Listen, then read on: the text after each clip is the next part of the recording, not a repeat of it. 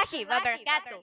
Alhamdulillah, wassalatu wassalamu ala ashrafi rasulillah wa ala alihi wa sahbihi ajma'in al-faizin birillah amma ba'd. وقال الله تعالى في كلامه العزيز أعوذ بالله من الشيطان الرجيم بسم الله الرحمن الرحيم إنما المؤمنون إخوة فأصلحوا بين أخويكم واتقوا الله لعلكم ترحمون. Respected judges and my dear brothers and sisters, I want to begin with the name of Allah, the most merciful, the most compassionate.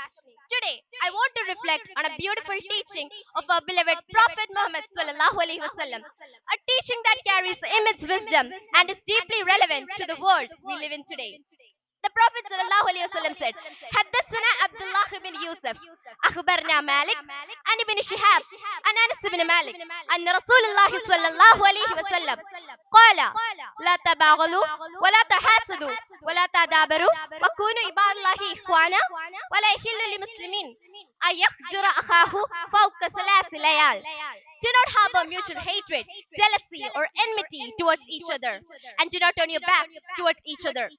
Be, O servants of Allah, as Muslims, it's not permissible for a Muslim to forsake his brother for more than 3 nights. In today's fragmented world, these timeless words are not just spiritual guidance, they're a call to action. They remind us of the profound need for unity and brotherhood, not only among Muslims, but for all of humanity. As I stand before you today, I want you to reflect on the state of our world. Divisions are becoming more pronounced, whether by race, religion, politics, or wealth. A 2023 Pew Research study revealed that 78% of people believe that social and political divisions are worsening.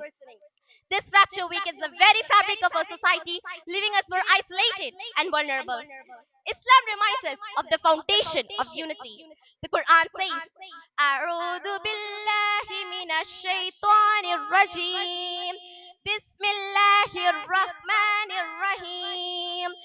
Innamal mu'minuna ikhwatun fa'aslihu bayna akhawaykum wattaqullaha la'allakum turhamun." Indeed, the believers are but brothers. So make settlement between your brothers and fear Allah that you may receive mercy. This teaching extends beyond the Muslim community. This underscores a universal truth. It underscores a universal truth. Dear brothers and sisters, let's reflect on some of the challenges that we face today. In the current scenario, social media, though a tool for connection, has become a double-edged sword.